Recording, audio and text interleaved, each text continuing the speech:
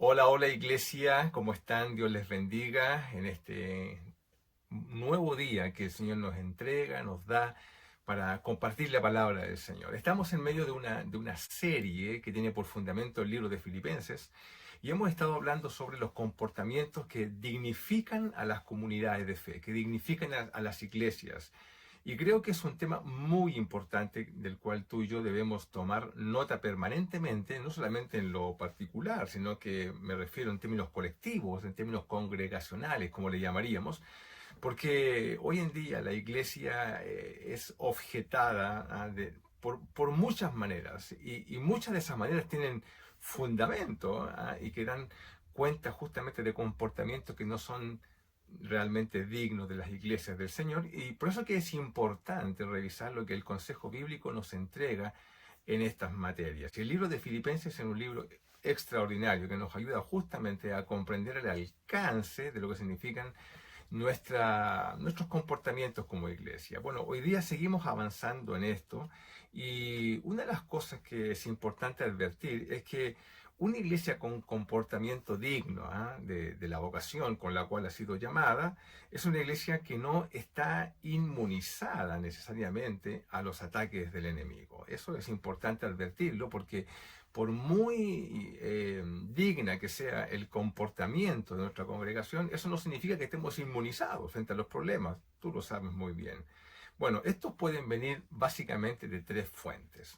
Primero, el mundo, ¿no? El mundo, el sistema ideológico en el cual vivimos hoy en día, golpea con mucha fuerza a nuestras iglesias, ¿ya? Y esto ha ido penetrando, incluso de manera ideológica, dentro de nuestras propias congregaciones, y se van instalando maneras de pensar que nos dividen y fraccionan a las iglesias en diferentes pensamientos y maneras. Bueno, el mundo golpea con mucha fuerza a la iglesia del Señor, pero también es golpeada o atacada por lo que llamamos la carne, ¿no? Es decir, eso que es tan propio de la naturaleza caída de cada uno de nosotros. Y por causa de eso, bueno, tenemos comportamientos que no son dignos justamente de la vocación con la cual tú y yo hemos sido convocados al reino del Señor. Y todo eso, por cierto, a veces confunde a las personas porque no sabemos si en realidad estamos tratando con un creyente o no, porque su comportamiento no siempre da cuenta de ello. Y lo tercero, que no podemos tampoco negar la realidad espiritual, que tenemos un enemigo. Y este enemigo, la Biblia dice que anda como león rugiente, bueno, buscando a quien devorar. Y en esa búsqueda, por cierto, a acechar y va a atacar, particularmente a los más débiles, aquellos que viven y están, como siempre decimos, amarrados, están atrapados en situaciones de vida que no los dejan avanzar y bueno, y los hacen proclive, ¿no? Para ser justamente eh, víctimas de un ataque del enemigo. Si bien, como lo hemos dicho otras veces, eso no significa que todo el resto estemos inmunizados ante esos ataques. Es parte de la vida del creyente. Bueno, todo esto, ¿qué es lo que provoca? Esto provoca inestabilidad, falta de equilibrio. Y las iglesias como cuerpo, como tu cuerpo y como el mío, ¿no? Hablo en términos orgánicos, nuestros cuerpos necesitan, para ser saludables, necesitan estar en equilibrio funcional, sus órganos, etcétera. Hay toda una estabilidad, ¿no? Que cuando esta estabilidad, este equilibrio se pierde en nuestros cuerpos, bueno, nos enfermamos, no nos sentimos bien y necesitamos el auxilio de medicamentos, ¿no? Para poder estabilizarnos. Bueno, es exactamente lo mismo que ocurre en la iglesia del Señor cuando producto de muchas situaciones de ataque, etcétera, pierde su estabilidad y pierde por tanto su salud y las iglesias comienzan a enfermarse. Eso es una realidad que tú y yo debemos afirmar porque, bueno, es lo que vivimos en términos generales como iglesias. Ahora, todo esto nos da justamente contexto, ¿no? ¿Para qué? Para el mensaje de hoy, que tiene por título Una iglesia de relaciones estables. Porque una de las cosas que hace perder la estabilidad en las iglesias son justamente las relaciones. Y creo que otras veces he comentado con ustedes que desde mi punto de vista las iglesias o la iglesia es relaciones, se construye sobre vínculos, ¿sí? Y sobre esos vínculos, cuando están fraccionados, cuando hay divisiones, falta de unidad, bueno, es un elemento muy fundamental para hacer que las iglesias pierdan equilibrio y pierdan su estabilidad. Y eso afecta, por tanto, el testimonio de la iglesia. Ahora, lo contrario de la inestabilidad es la estabilidad, por cierto, es estar firmes, ¿no? Y esto es lo que el apóstol Pablo, en distintos, no solamente él, otro también el apóstol Pedro, etcétera, hablan y exhortan a la iglesia del Señor justamente a estar firmes, a estar estables. Y esto es algo que a mí me preocupa mucho de mi propia congregación en Santiago, la iglesia de Bethesda, porque nos preocupa sobremanera la estabilidad de la iglesia. Y no estoy hablando en términos de estabilidad financiera, estabilidad administrativa, que por cierto es importante para el ejercicio del ministerio. Estoy hablando de la estabilidad en términos de las relaciones, ¿ya? Porque esto es algo que afecta o tiene el potencial de destruir las relaciones en las iglesias. Mira, cuando el apóstol Pablo, por ejemplo, le habla a los corintios, él les dice así, esto está en 1 Corintios 15, 58, les dice, así que hermanos míos, amados, estad firmes. La petición del apóstol es la firmeza de las iglesias. Estén firmes y constantes, creciendo en la obra del Señor. Hermanos amados, manténganse firmes, firmes en sus convicciones, en sus doctrinas, en sus relaciones, ¿cierto? En la comunidad de fe, manténganse firmes. Eso mismo también el apóstol lo sigue refrendando en el mismo libro, en el capítulo 16, en el versículo 13, dice, velad, estar firmes en la fe, compórtense como dignos de la vocación con la cual han sido convocados por el Señor, estén firmes. Qué importante es advertir de la Escritura la petición del apóstol Pablo de que las iglesias estén firmes en aquellos fundamentos sobre los cuales han sido afirmados. Mira cómo dice el libro de Gálatas en el capítulo 5, en el verso 1, dice, estad pues firmes. Ahora, ¿en qué cosa? En la libertad, con la cual, bueno, Cristo nos hizo libres, no estáis otra vez sujetos a yugo. Hermano, qué importante es la firmeza, ¿no? Y bueno, uno cuando me pasa a mí que yo observo esto, miro en mi propia iglesia y digo, bueno, este no es solamente un atributo colectivo, sino que es un atributo que nace de lo particular. Una iglesia necesita hermanas y hermanos firmes que le dan estabilidad a la iglesia en su conjunto. Pero no tenemos que ir muy lejos a otras cartas, tenemos que ir básicamente a la misma carta que estamos leyendo, porque mira como dice Filipenses capítulo 1, verso 27, que lo hemos leído muchas veces en esta serie, dice solamente, hermano, solamente que os comportéis como es digno, ¿cierto?, del Evangelio de Cristo. ¿Para qué? Para que sea que vaya a veros o que esté ausente, es decir, no tengo por qué estar presente en medio de ustedes para pedir lo que estoy pidiendo, pero dice, oigo de vosotros que estáis, ¿qué cosa? Firmes en un mismo espíritu, combatiendo unánimes por la fe del Evangelio. Estén firmes, unidos en un mismo espíritu. Esto ya empieza el apóstol en esta carta, comienza a mostrarnos qué es lo que está detrás de esta necesidad de firmeza de la iglesia de Filipenses. Dice, oigo de vosotros que estén firmes en un mismo espíritu. ¿Bien? Ok, en otras palabras, la firmeza o estabilidad de la fe, de la estabilidad, no solamente es un aspecto asociado a la fe, no es un aspecto solamente asociado a lo doctrinal, sino que es un aspecto también vinculado a lo relacional. El fundamento para que una iglesia esté firme es que sus relaciones estén firmes. ¿Ok? Ahora bien, cuando uno se introduce en la lectura completa de la carta de Filipenses, lo que observa es que Filipenses es una iglesia muy especial, muy amada por el Señor, ¿sí? Pero el hecho de que sea tan especial, es una carta que a todos nosotros nos gusta mucho leer en contexto general, ¿no? Porque es muy inspiradora, pero no porque sea muy inspiradora la iglesia de Filipenses significa de que estaba inmunizada a los problemas o que no tenía problemas. De hecho, el apóstol Pablo no tuvo que enfrentar a la iglesia de Filipenses en términos de carta, como lo hizo con la iglesia de Gálatas, por ejemplo, en la cual tuvo que contrastar fuertemente su doctrina, la cual estaba muy, muy debilitada en la iglesia. Tampoco tuvo que confrontar a Filipos como lo hizo con los Corintios, donde tuvo que enfrentar, ¿qué cosa? El pecado que estaba enraizado, estaba instalado en la iglesia y bueno, y era como algo común. Pero cuando el apóstol Pablo habla a los filipenses, no se refiere a estos aspectos, como tú podrás leerlo si lo lees en contexto, sino que se refiere a qué cosa? A los problemas de las relaciones. Mira cómo dice Filipenses capítulo 2, versículo 2. Dice, completen mi gozo, le está escribiendo a los filipenses, completen mi gozo sintiendo lo mismo, teniendo el mismo amor, unánimes, sintiendo una misma cosa. Ya el apóstol Pablo en este texto nos está mostrando dónde está el fondo del tema con esta iglesia. Completen mi gozo sintiendo una misma cosa. No estaban sintiendo lo mismo, ¿sí? Además, tengan el mismo amor, estén unánimes en un mismo ser. Claramente, el apóstol Pablo está develando que aquí hay un problema de falta de unidad. Mira cómo dice el capítulo 2, versículo 14.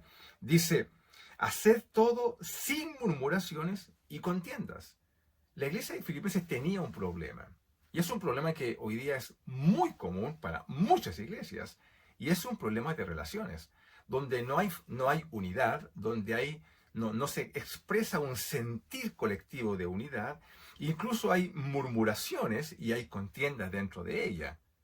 Esto que uno puede decir, no, esto no puede pasar en las iglesias. Las iglesias son un conjunto de nacidos de nuevo, de personas creyentes que siguen los valores, la ética, siguen la visión cristiana. No puede ser que esto suceda, pero tú y yo sabemos que sucede, porque la iglesia no está inmunizada justamente a estos problemas.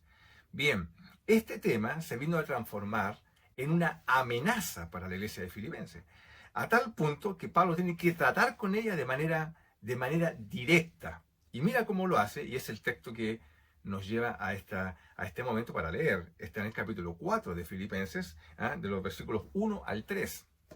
Dice, así que hermanos míos, amados y deseados, gozo y corona mía, es decir, tengo un especial afecto por todos ustedes, yo los amo con todo el corazón, está diciendo, estad, firmes, lo que hemos estado diciendo, ¿no? Firmes en el Señor, amados, estén firmes. Cuando el texto dice así que en el versículo 1, significa de que todo lo que hemos leído antes, todo lo que hemos estado compartiendo todo este tiempo, viene ahora a resumirse en una declaración potente que el apóstol Pablo nos va a decir. ¿Por qué? Porque puede ser muy lindo todo lo que hemos hablado antes, todo lo doctrinal, lo que le da certeza y fundamento a la fe, pero viene un tema que es el tema de fondo de la iglesia. Y aquí viene, con nombre y apellido. Versículo 2. Ruego a Evodia y a Síntique que sean de un mismo sentir en el Señor.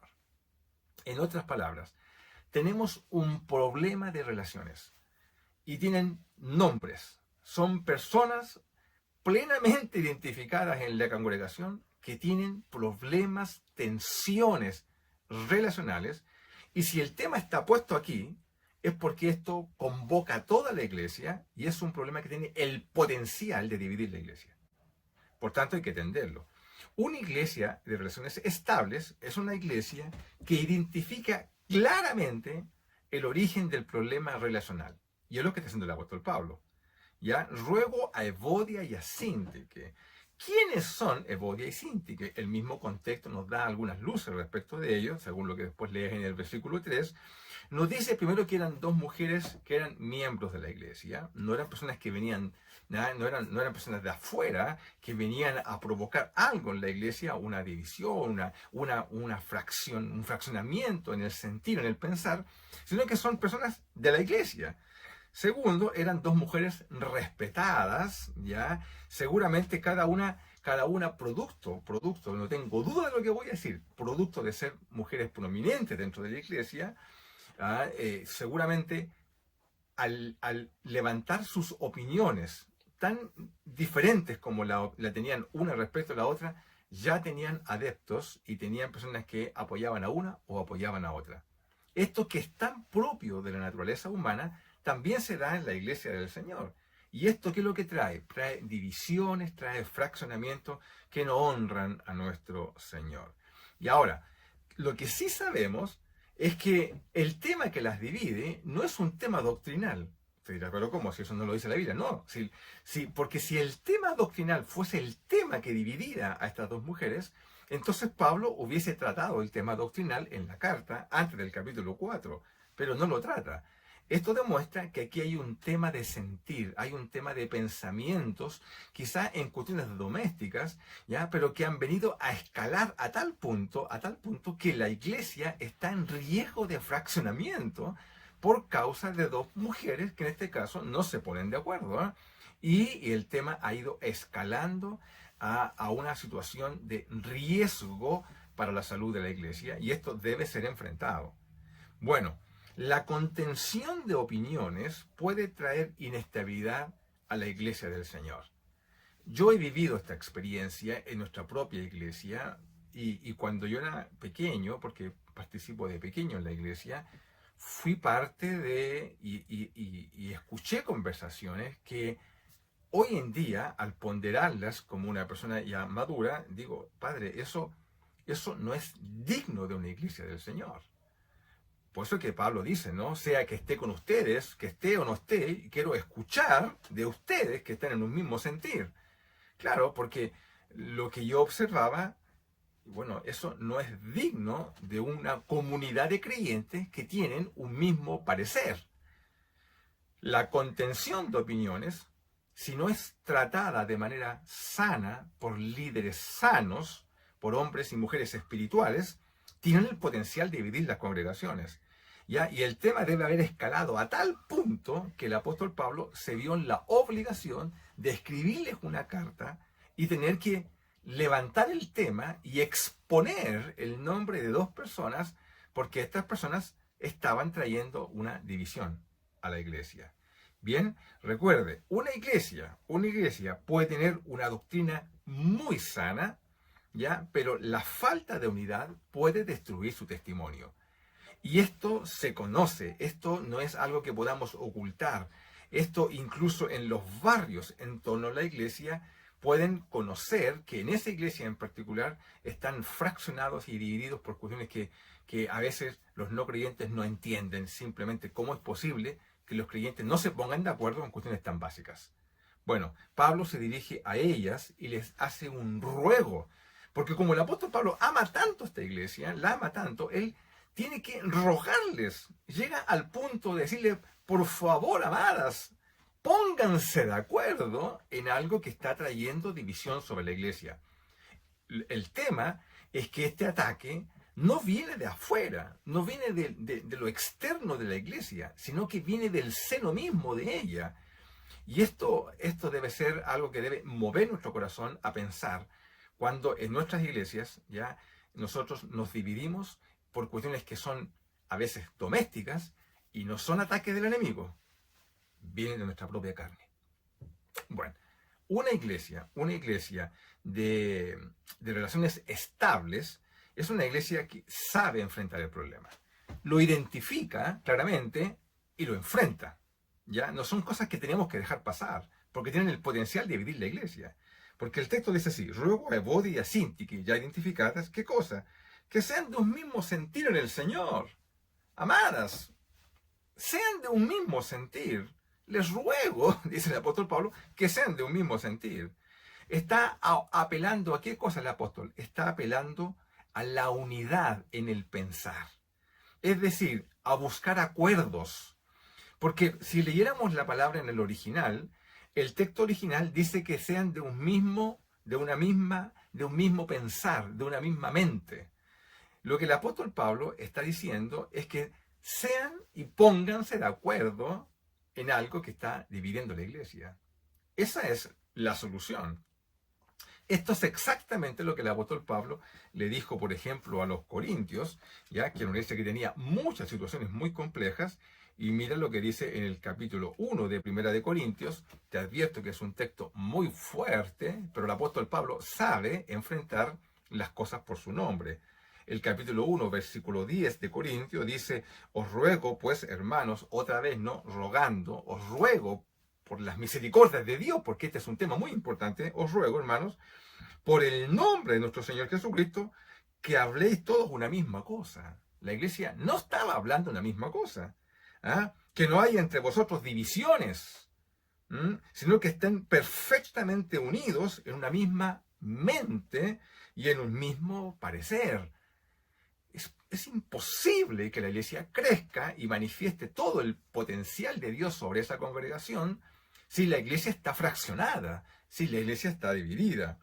Aún más, el apóstol Pablo dice, porque yo he sido informado, yo tengo evidencia de lo que estoy diciendo acerca de vosotros, porque, bueno, he sido informado por los de Cloé que hay entre vosotros contiendas. Y mire el tipo de contiendas que tenían. ¿Ah? Porque unos decían, versículo 12, no, yo soy de Pablo. Otros decían, no, no, yo soy de Apolos. Otros, no, yo soy de Cefas, de Pedro. No, no, yo soy de Cristo, decían otros. Como poniéndose en posiciones de más espirituales. Pero si están fraccionados es porque son carnales, son creyentes carnales. ¿Acaso está dividido Cristo? Bueno, el apóstol Pablo tiene que desarrollar luego teológicamente esto, pero si lo está presentando es porque es una realidad presente en las iglesias. Las iglesias se fraccionan, se dividen y pierden, ¿cierto? Por ello, fuerza testimonial. Una de las cosas que a mí me causa mucha preocupación, porque he estado revisando mucho sobre la estadística, incluso en nuestra denominación. He estado revisando. Y yo lo que observo que en los últimos 20 años, esto es número, es estadística, es constatable, son números, no lo estoy inventando, nuestra denominación se ha mantenido más o menos igual con el mismo número de miembros a nivel nacional. Es decir, nos hemos estancado, no hemos crecido. Y no solamente eso, sino que la cantidad de iglesias ha crecido. Entonces uno dice, a ver, ¿cómo es posible que seamos los mismos y tenemos más iglesias? Las iglesias, ¿tenemos más iglesias porque requerimos más personas? No. La única explicación que yo tengo ante esto es que las iglesias se dividen. Esto es algo que debería ser de mucha preocupación para nosotros. Más aún si tú y yo somos parte del problema. Es decir, por no ponernos de acuerdo, por no ser parte de los creyentes maduros que logran llegar a parecer, a tener un mismo parecer con otros con los cuales no tenemos el mismo pensamiento. Bueno, y si somos parte de la división, entonces, Dios mío, aquí tenemos un espacio para arrepentirnos, porque no es el sentir del Señor. El apóstol Pablo enfrenta a la iglesia de Corintio. Uno dice, bueno, pero esa es una iglesia en particular, ¿cierto? No nos compare con ella. Bueno, pero si vamos al libro de Pedro, en primera de Pedro, el apóstol ya no habla a una iglesia en particular, sino que habla a la iglesia de Cristo en general, porque la carta de primera de Pedro no está escrita a una iglesia en particular. Mira, dice, como dice el versículo 8, ¿cierto? Dice en primera de Pedro 3:8, dice, finalmente sé todo de un mismo sentir. Finalmente, Pablo le está hablando a la iglesia en general, sean de un mismo sentir, compasivos, amando fraternalmente, amigables, etc. Sean de un mismo sentir. Qué importante es, hermano, la unidad en el sentir. Bueno, todo esto nos muestra qué cosa, que una iglesia de relaciones estables, es también una que sabe buscar ayuda cuando se siente superada. Esto que es importante, yo quiero desarrollar bien este punto porque muchas iglesias pecan por soberbia, pecan por orgullo, porque teniendo problemas internos no los exponen a otras iglesias que tengan personas más maduras, por ejemplo, o a otros para pedir auxilio frente a la ayuda, ¿cierto? Frente a la necesidad. El versículo 3 de Filipenses, ¿cierto? Dice, asimismo te ruego también a ti, compañero fiel, ¿ya? Le está hablando Pablo a alguien, le está dirigiendo, no tenemos el nombre de esa persona, pero dice, te ruego, compañero fiel, que ayudes a estas, a Evode y a Síntique, que combatieron juntamente conmigo en el Evangelio, o sea, no eran personas cualquiera, habían sido parte del ministerio del apóstol Pablo, así como con Clemente y también con los demás colaboradores míos, cuyos nombres están escritos en el libro de la vida. En otras palabras, amigo mío, ayúdame con estas mujeres, porque no se ponen de acuerdo. Entonces, pareciera ser que el que les escriba no es suficiente, porque no responden ante el llamado apostólico. No responden frente a la voz de un pastor, frente a una persona espiritual que les pueda ayudar. Entonces el apóstol Pablo dice, bueno, te ruego, amigo, compañero fiel, ayúdame por favor con ellas. ¿Por qué? Porque la situación está escalando a niveles peligrosos. ¿Ok? Entonces, cuando nosotros nos veamos superados por alguna situación de esta como iglesia, bueno, primero ponderemos la gravedad. Ya este caso lo ameritaba, porque Pablo se ve la necesidad de pedir auxilio para que lo ayuden a resolver este problema. Nosotros como iglesia, antiguamente, doy gracias a Dios porque esto sucedía antiguamente, efectivamente tuvimos fraccionamientos dentro de la iglesia, pero el Señor fue bueno en el sentido que nos envió personas para ayudarnos a observar, a abrir nuestro corazón y darnos cuenta que esto es una actitud pecaminosa que no honra al Señor. Pudimos recibir el influjo, la ayuda, el auxilio de personas para encaminarnos en la unidad que hoy día, gracias a Dios, gozamos. Este es un problema que puede escalar. Y como puede escalar, tenemos que ponerle coto con tiempo. Y en esto yo creo que no debemos ser descuidados, queridos hermanos. No nos descuidemos con esto. ¿Ya?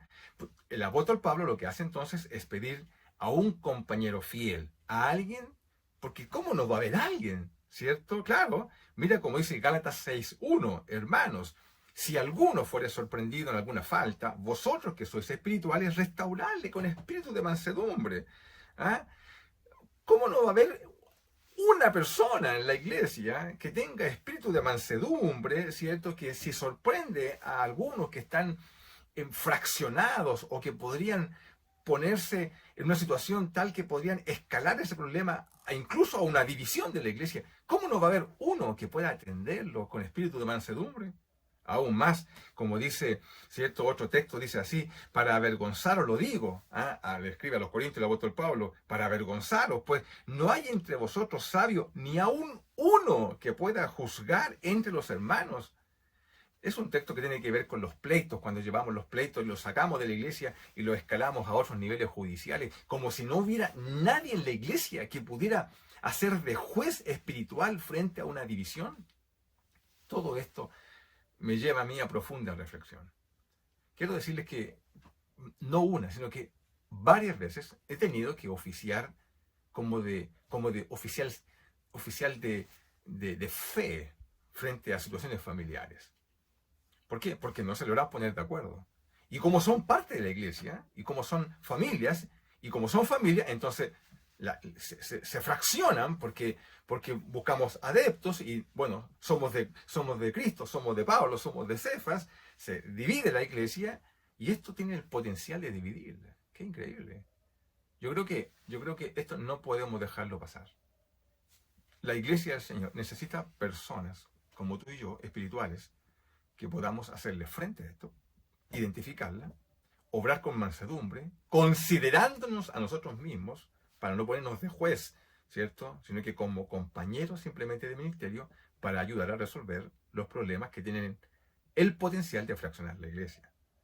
Es decir, personas espirituales que ayuden a discernir el problema y a resolverlo. Amén. Termino con lo siguiente. Las iglesias no están inmunizadas frente a los problemas relacionales, por cierto que no.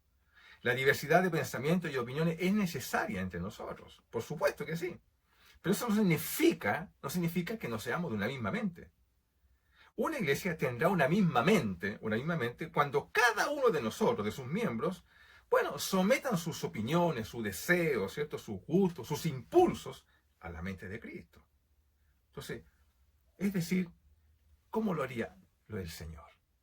Y uno dice, oye, pero es imposible que tú y yo pensemos como Cristo pensaría, porque Él es Dios, ¿cierto?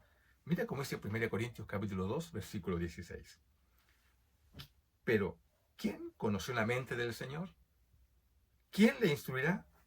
Mas nosotros, dice el apóstol Pablo, tenemos la mente de Cristo.